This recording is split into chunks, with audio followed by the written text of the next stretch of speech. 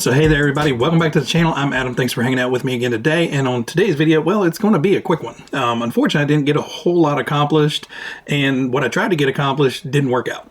So real quick, so basically it's going to be a quick update. Some things have gotten done.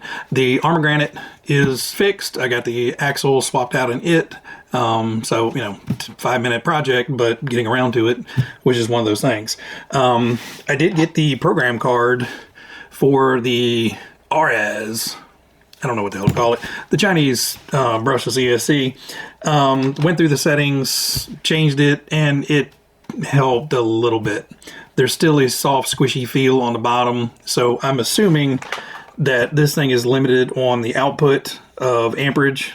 I don't know what it's regulated at, but it just seems like they've got a default, even with the max punch, the delays, all that stuff adjusted to the minimums and the maximums, it still just has a squishy feel to it. So we're getting rid of that. I did get the Hobbywing TBL60 brushless speed controller. So a lot of people in the comments recommended this in the last video of the TT01B. So thank you for your suggestions. I need to get some bullet connectors so I can solder the bullet connectors on this because I have the motor has the 3 short wires coming out with the little 4mm bullet connector. So I want to go ahead and just solder bullet connectors on this to make it easy to put on that motor. And if need be, later on I could just snip the ends off and then hard mount it to another motor if need be. So that's a thing going on. One of the things I did that, you guys have no interest in, got all the big mystery box kind of sorted and put away and organized in totes over there. One of the things I wanted to do for today's video was to take a bunch of stills and blend them all together in just one nice video of both of the catalogs with just all the cool pictures of the RCs in there. Unfortunately, those pages are so glossy, and with the overhead fluorescent lights, it just did not work well at all. I could not get an angle on it that didn't have, fluorescent 4-foot fluorescent bar streaks on it. I even went to the thing of, like, I have paper towels taped to the lights to try to defuse the light in here, and it's still messed up. So I'm gonna have to figure that out. I'm gonna have to find another room so I can set up an overhead camera and take a bunch of pictures.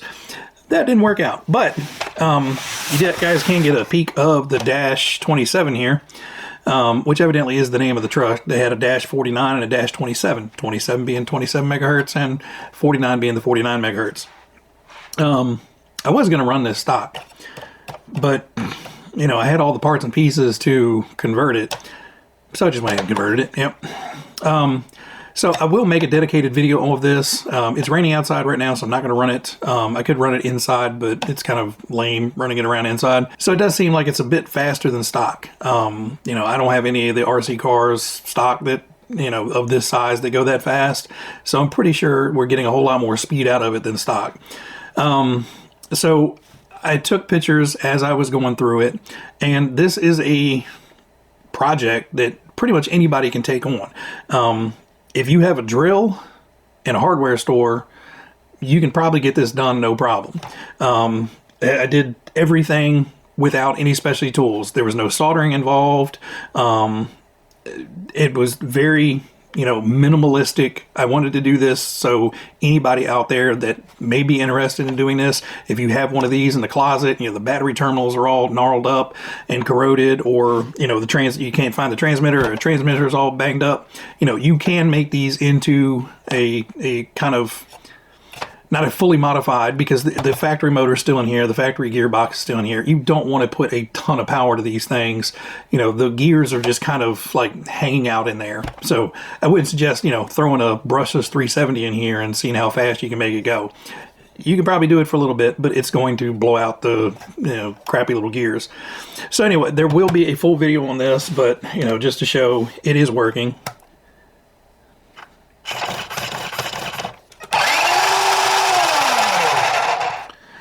And got the switch mounted in the bed like the original. I didn't go through and put lights in it and everything like Fonzie did on his. This was just a proof of concept. How difficult is it to do it?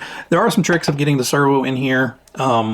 and I'll cover that in its own dedicated video. But this one, you know, I ran it around in the basement. You know, it's on a pretty dead, it's on a storage charge, 2-cell tiny LiPo pack. It's a little Ergenix 1000 milliamp tiny 2S pack. But again, I'll cover all that in the video.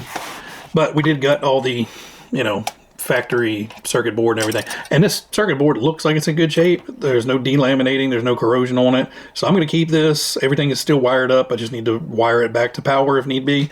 But this would be a good board if I have a restoration project I want to do down the road. Plus I have the controller as well.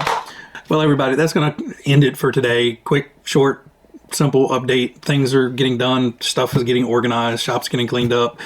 Just haven't had time to get everything done. Spent all weekend last weekend stacking wood, blowing leaves, and doing housework and stuff. So it was unfortunately no RC time. So that meant not a whole lot of stuff going on for videos. But 4-day weekend coming up. Hopefully I'll be able to get ahead of the curve. You know, I know one of those days is going to be decorating the house for Christmas. But, you know, hopefully I'll get a day or two in there, some RC stuff, get some content out for you guys.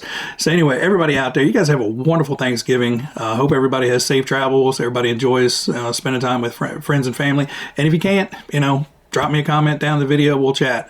Everybody out there, you guys be happy, be healthy, be safe, and I will catch you on the next one. See ya.